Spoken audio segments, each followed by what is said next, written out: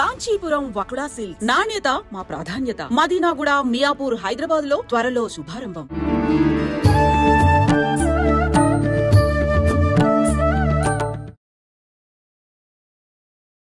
నమస్కారం, welcome to I dream. ధర్మ మార్గం విత్ విజిత కార్యక్రమానికి స్వాగతం. ప్రస్తుతం మనతో పాటు ఉన్నారు ప్రముఖ జ్యోతిష పండితులు, ఆధ్యాత్మికవేత్త, నృసింహస్వామి ఉపాసకులు శ్రీనివాసుల అనంతరామ శర్మ గారు. ఇప్పుడు వారితో మాట్లాడి మరిన్ని విషయాలు తెలుసుకునే ప్రయత్నం చేద్దాం. నమస్తే అండి. నమస్కారం. నృసింహార్పణం. మామూలుగా స్వామివారి విషయానికి వస్తే, శ్రీవారు వెంకటేశ్వర స్వామి వారి విషయానికి వస్తే, మొక్కుల విషయంలో ఎక్కువగా నిలువు దోపిడీ అని చెప్పి చాలా మంది మొక్కుతూ ఉంటారు. నిలువు దోపిడీ ఇస్తానని చెప్పి మొక్కుకున్నాను స్వామివారికి అని. అసలు ఏంటండి నిలువు దోపిడీ విధానము ఎప్పటి నుంచి ఉంది? నిజంగా ఎలా ఆచరించాలి ఈ విధానాన్ని? అసలు ఈ ముడుపు అంటారా దీన్ని, లేదంటే ఏంటి అసలు ఈ విధానం అంతా కూడా ఎలా ఉంటుంది? ఎవరైనా మొక్కుకున్నారు అంటే దాన్ని కరెక్ట్గా ఏ పద్ధతిలో అనుసరించాల్సి ఉంటుంది? ఇక్కడ వెంకటేశ్వర స్వామికి వెనకటి నుంచి నిలువు దోపిడీ ఉంది. ఆయనకి ఇచ్చేది ఆయన నిలువు దోపిడీ చేసుకోవటం కాదు. ఇప్పుడు మనకు జరిగేది అదే. ఆయన నిలువు దోపిడీ మనం చేసుకుంటున్నాం, కానీ మనము మొక్కుకునే మనకి ఉదాహరణకి ఈ నిలువు దోపిడీ అనేది ఎక్కువగా ఆడవాళ్ళే మొక్కుకుంటారు. ఎక్కువగా లెక్క వేసుకుంటే తన భర్త యోగక్షేమాల కోసం మొక్కుకుంటారు. భర్తకి ఏదైనా పెద్ద ఆటంకం వచ్చింది, వ్యాపార విషయం కానీ, లేదు అంటే ఆరోగ్య విషయంలో అయినా సరే, నా భర్త ఆరోగ్యం బాగాలేదు స్వామి, నీకు నిలువు దోపిడీ ఇస్తా, నా భర్తని క్షేమంగా కాపాడు, ఆయన అనారోగ్యాన్ని తీసేయి అని చెప్పి మొక్కుకునేది ఎక్కువగా ఆడవాళ్ళే. ఈ నిలువు దోపిడీకి ఎక్కువగా ముందుకు వస్తూ ఉంటారు. అసలు నిలువు దోపిడీ అనేది ఏందయ్యా అంటే, ఒంటి మీద ఏ వస్తువులు అయితే ఉన్నాయో అవన్నీ స్వామివారికి ఇచ్చేయాలి. అంటే బంగారపు వస్తువు, వెండి వస్తువు ఏదైనా ఉండదు. మొక్కినప్పుడు ఎప్పుడైతే మొక్కుతారో అప్పుడు వాళ్ళ ఒంటి పైన అప్పుడు ఉన్నవి. ఇప్పుడు ఉదాహరణకి నేనేదో మొక్కుకున్నాను, ఏదో ఒక కోరికను, ఏదో కష్టంలోనో స్వామి నీకు నిలువు దోపిడీ ఇస్తా అని మొక్కుకున్నా. ఇప్పుడు నేను ఇట్లా మొక్కుకుంటుంటే నా ఒంటి మీద ఏమున్నాయి? బంగారపు ఆభరణాలు, వెండి ఆభరణాలు, వజ్రాలు, ఏదైనా సరే, బంగారు వెండి వస్తువులకు సంబంధించి నిలువు దోపిడీ. వస్త్రాలు కాదు, వస్త్రాలు అంటే వస్తువులు ఇలాంటివి కాకుండా బంగారు వెండి ఆభరణాలు. అంటే వస్తువులు అంటే మళ్ళీ ఇక్కడ నా వాచి ఉంది, వాచి కూడా వేయచ్చు. అంతే. నీ ఒంటి మీద ఒక్క వస్త్రములు తప్ప నీ ఒంటి మీద ఏ ఆభరణం ఉన్నా సరే, వెండి, బంగారం, రాగి, ఇత్తడి, వజ్రాలు ఏదైనా ఉండని. ఒకవేళ ఆడవారు మొక్కుకున్నప్పుడు కాలికి మెట్టలు ఉంటాయి, అన్ని పుస్తలతో సహా అక్కడ స్వామివారికి ఇస్తున్నావు కాబట్టి నువ్వు పుస్తలు తీసేస్తున్నది లేదు, తప్పు లేదా, ఉండదు. అయితే ఇక్కడ మనం చేసేది, దాని గురించి చెప్తాను వివరంగా. మనం చేసేది ఏంటంటే, ఇప్పుడు నేను మొక్కుకున్నాను, నా ఒంటి మీద అనేక రకాల ఆభరణాలు ఉన్నాయి, మొక్కుకున్నాను నా కష్టం తీర్చు స్వామి, నీకు నిలువు దోపిడీ ఇస్తాను. నా కష్టాన్ని తీర్చాడు. నిలువు దోపిడీ ఇచ్చే సమయంలో ఓ 2 ఉంగరాలు ఇంట్లో పెట్టిపోవడం, ఇట్లా చేస్తుంటారు. కొన్ని ఇద్దాంలే అని, అది తప్పు. నేను ఇప్పుడు మొక్కుకుంటున్న సమయంలో నా ఒంటి మీద ఏమున్నాయో గుర్తు పెట్టుకొని నా కష్టం తీరంగానే వెంటనే అది మొత్తం కూడా స్వామివారికి ఇవ్వాలి. అంటే మొక్కిన దానికి ప్రతిఫలం దక్కినప్పుడు, కష్టం ఏదైనా కష్టంతో అంటే అది తీరినప్పుడు ఖచ్చితంగా ఇవ్వాలి. తీరకపోయినా ఇస్తే స్వామివారికే కానీ నువ్వు ఇచ్చేది, నష్టమైంది ఆయన ఇవ్వడా? మనం ఎంత ఇస్తామో అంతకు రెట్టింపు స్వామి ఇస్తాడు. అది ముఖ్యంగా ఆధ్యాత్మిక పరంగా లెక్క వేసుకుంటే మనం ఎంత భక్తిగా ఉంటామో దానికి రెట్టింపు భక్తితో మనల్ని ఉద్ధరిస్తూ ఉంటాడు. ఒకవేళ మొక్కి మర్చిపోతుంటారు చాలా మంది. అలా మర్చిపోయిన పక్షంలో ఏమవుతుంది? నిలువు దోపిడీ అయితే ఎవరు మర్చిపోరు, చిన్న ఏమన్నా మర్చిపోతారేమో. ఇప్పుడు లేదు అని అంటే, ఒకవేళ నిలువు దోపిడీ మొక్కే మర్చిపోలేదు, మీరు అన్నారు మర్చిపోరు అని చెప్పి, లేదంటే ఇందాక మీరు అన్నట్టుగా ఒక 2 తీసి పక్కన పెట్టి, అలా కావాలని పెట్టకపోయినా మర్చిపోయి ఏదైనా వస్తువు గనక వదిలిపెడితే ఏమవుతుంది? దోషం అంటుకుంటుంది. ఎటువంటి దోషాలు? అది ఏదైనా కావచ్చు, మా ఇంట్లో ఏదైనా ఇబ్బందులు కావచ్చు, మళ్ళీ అదే కష్టం రిపీట్ కావచ్చు, ఏదైనా కావచ్చు.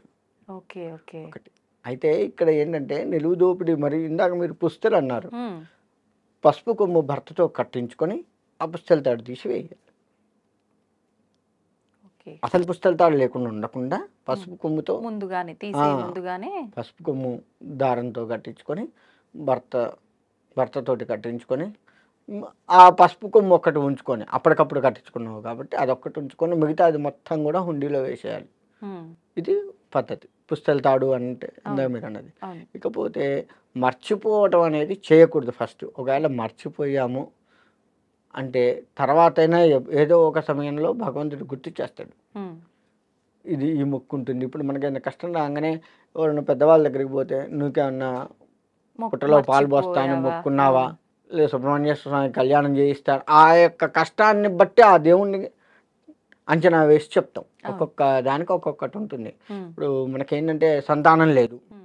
సంతానానికి సుబ్రహ్మణ్యేశ్వర స్వామి కుజదోషం ఏదో ఉంది. హ్మ్. సుబ్రహ్మణ్యేశ్వర స్వామికి ప్రదక్షిణ చేస్తాను మొక్కున్నావా? అభిషేకం చేయిస్తాను మొక్కుకొని మర్చిపోయావా? ఇలా ఆ పండితుడు చెప్తూ ఉంటాడు. హ్మ్. అంటే కష్టాన్ని బట్టి అక్కడ దేవుడు కూడా ఉంటుంది. ఓకే. మన గ్రహాన్ని బట్టి ఆ గ్రహానికి అధిపత దేవత ఎవరు అనేది చూసి ఆ దేవుడికి సంబంధించి చేసుకోండి అని కూడా జ్యోతిషపరంగా చెప్తూ ఉంటారు. హ్మ్. ఆ విధమైనటువంటి పెద్దవాళ్ళ దగ్గరికి వెళ్తే ఆ విధమైనటువంటి చెప్పి అప్పుడు అయినా గుర్తొస్తుంది కదా అవును. మనకి. అవును. అవునవును అప్పుడు ఇట్లా అనుకున్నాను హ్మ్. అని చెప్పేసి గుర్తొస్తుంది కదా. హ్మ్. అలా ఆ మొక్కును తీర్చుకోవాలి. హ్మ్. అలా ఉంటుంది అయితే మొక్కులు. ఒక చిన్న సందేహం, అంటే అడగచ్చో లేదో తెలియదు గానీ, చాలామంది ఒకవేళ ఇలాంటి మొక్కులు మొక్కినప్పుడు గుర్తున్నప్పటికీ ఏదో ఓ రకంగా వాళ్ళకు సూతకాలు ఇలాంటివి రావటం వల్ల ఆ మొక్కు తీర్చుకోవడం ఆలస్యం అవుతుంది కదా! అటువంటప్పుడు అది ఆలస్యం అయినా పర్వాలేదా? అంటే మొక్కులు మొక్కి ఎక్కువ ఆలస్యం చేయకూడదు అని చెప్పి కూడా అంటుంటారు గదా పెద్దవాళ్ళు. అటువంటి టైంలో మొక్కు చెల్లించుకోవచ్చంటారా? లేదు అనంటే అది అలా పక్కన పెట్టడమే కరెక్ట్ అంటారా? ఏమంటారు దాని గురించి? ఇప్పుడు మొక్కుకున్నాము ఆలస్యం అయితే తప్పులేదు. హ్మ్. కానీ కావాలని ఆలస్యం చేయొద్దు. ఓకే. నేను మొక్కుకున్నాను హ్మ్. అనుకోకుండా సూతకం వచ్చింది. వచ్చినప్పుడు ఆ 10 రోజులు ఆగి హ్మ్. ఆ పెద్ద కర్మం లేకపోతే ఏదో ఆ కార్యక్రమం అయిన తర్వాత ఒక 10 రోజుల తర్వాత మళ్ళా తలమించి స్నానం చేసి వెళ్ళి ఆ మొక్కు తీర్చుకోవచ్చు. తప్పులేదు. పర్వాలేదు. అంతే తప్ప కావాలని ఏం కాదులే ఇవాళ కాదు రేపు పోదాం. హ్మ్. ఇంకా పోమా మనం అసలు హ్మ్. ఎప్పుడు పోతుండేదే కదా. సంవత్సరానికి ఒకసారి తిరుపతి పోతుండే, సంవత్సరానికి ఒకసారి శ్రీశైలం పోతుండేదే కదా. హ్మ్. ఇలా కావాలని ఆలస్యం చేయొద్దు. ఓకే. సత్యనారాయణ స్వామి వ్రతంలో ఉన్నది అవును. అదే. ఉంటుంది. ఆ! గమనించండి. కొంతమంది ఇప్పుడు ఇది నిలువు దోపిడీ మొక్కు అని కాదు గానీ, మామూలుగా ఏదైనా మొక్కులు మొక్కి, ముడుపు కట్టి అలా పక్కన పెట్టినప్పుడు, వాళ్ళకి ఎక్కువ కాలం వెళ్ళటానికి వీలవ్వకపోతే ఎవరైనా వెళ్ళే వాళ్ళతో పంపించడానికి ప్రయత్నం చేస్తారు. అలా చెయ్యొచ్చు. చెయ్యొచ్చంటారా? చేయొచ్చు. 100% ఎలాగోలా అది స్వామివారికి అప్పజెప్పాలి. హ్మ్. ఇప్పుడు తలనీలాలు ఇస్తా అని నా బదులు నువ్వు ఇస్తా అంటే కాదు మళ్ళీ. అది కుదరదు. ఆ! అదొక్కటి కాకుండా మనం మూట కట్టి ఏదైనా కష్టం వచ్చింది. ఓ రూ. 101 లేదా ఓ రూ. 1000 ఎంతో మూట కట్టి స్వామివారి దగ్గర పెట్టాము. హ్మ్. తిరుపతి వెళ్ళటానికో లేదా ఏ శ్రీశైలం ఏదో మొక్కుకున్నాం ఏ దేవుడికో ఆ దేవుడి దగ్గరికి వెళ్ళటానికి మనకు కుదరట్లేదు. హ్మ్. అనేక రకాల ఆటంకాలు వస్తున్నాయి. ఎవరైనా వెళ్తున్నారు. ఇగో అమ్మ నువ్వు వెళ్తున్నావు కదా! ఇది కొంచెం స్వామివారి హుండీలో ఎయ్యవా అని నేను నీకు ఇచ్చాననుకో హ్మ్. తీసుకొని వెళ్ళేస్తావు కదా.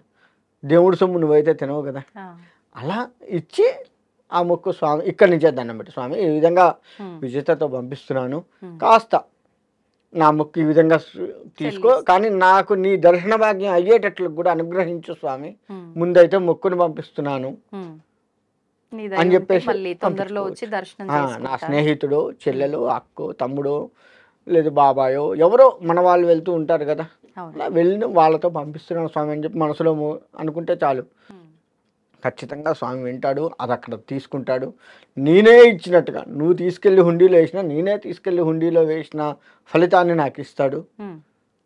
ఖచ్చితంగా మనం ముందే అనుకున్నాం నీ అనుగ్రహాన్ని నాకు ప్రసాదించు. ప్రసాదించు, నీ దర్శన భాగ్యాన్ని నాకు కలిగించని మొక్కుకున్నాం కదా. అవునండి. ఖచ్చితంగా త్వరలోనే మనం వెళ్ళి అక్కడ కనబడేటట్లుగా ఆ స్వామిని దర్శించుకునేటట్లుగా కూడా స్వామి చేస్తాడు. ఓకే. ఇంత ఉంటుంది మొక్కు తీర్చడం అంటే. హ్మ్. ఇవన్నీ ఏంటంటే మనం ఏం కాదులే అని దాట వేస్తుంటాం. కష్టాలు వస్తున్నాయి కష్టాలు వస్తున్నాయి మరి ఎందుకు రావు. హ్మ్. ఇవన్నీ తీర్చుకోవాలి చేసుకోవాలి. అసలు మొక్కుకోవటం అనేది తప్పుడు పని హ్మ్. ఒక రకంగా చెప్పాలి. మొక్కకూడదంటారా? అంటే మొక్కవద్దు అని కాదు, హ్మ్. దేవుడితో బేరాలు ఆడొద్దని నా ఉద్దేశం. వాస్తవం. నాకు ఈ కష్టం వచ్చింది నీకు 1000 కొబ్బరికాయలు కొడతాను అది హ్మ్. స్వామితో బేరం ఆడటమా. అంటే ఆయనకు తెలీదా మనకి ఏమివ్వాలి, అంతే ఏమివ్వకూడదు అని? అంతే కదా. హ్మ్. అలా బేరం ఆడటం అనేది కరెక్ట్ కాదు. ఫస్ట్ అదే. దేవుడితో బేరం ఆడటం నిష్కలమైన భక్తి ఉండాలి. నాకు నిజంగా కష్టం వచ్చింది స్వామి ఈ కష్టాన్ని తట్టుకొని ముందుకు వెళ్ళి ఆధ్యాత్మికతంగా కూడా నాకు ఈ కష్టం రాకుండా చూడు హ్మ్. అని చెప్పేసి ఆయన్ని వేడుకోవాలి. హ్మ్. అప్పుడు ఆ కష్టాన్ని తట్టుకునే శక్తి మనకిస్తాడు. తద్వారా మనం బయటపడతాం. హ్మ్. అలా వేడుకోవాలి. అంతేగాని కష్టం వచ్చింది తీర్చి 1000 కొబ్బరికాయలు కొడతా, రూ. 101 ఇస్తా, నిలువు దోపిడీ బేరాలాడటం. ఇస్తా ఇదన్నీ కాదు కదా. అవును. ఆరోగ్యపరంగా వచ్చిన కష్టం ఉంది, మొక్కుకున్నావు మంచిదే. ప్రతి చిన్నదానికి ఇలా స్వామిని భగవంతుడితో బేరాలాడటం అనేది అయితే ఆధ్యాత్మిక పరంగా మానసిక పరంగా ఏ రకంగా అయినా కాదు, అది భక్తులం కాదు అసలు మనం అట్లా. సంతోషం అండి, మంచి విషయాలు తెలియజేశారు. ధన్యవాదాలు.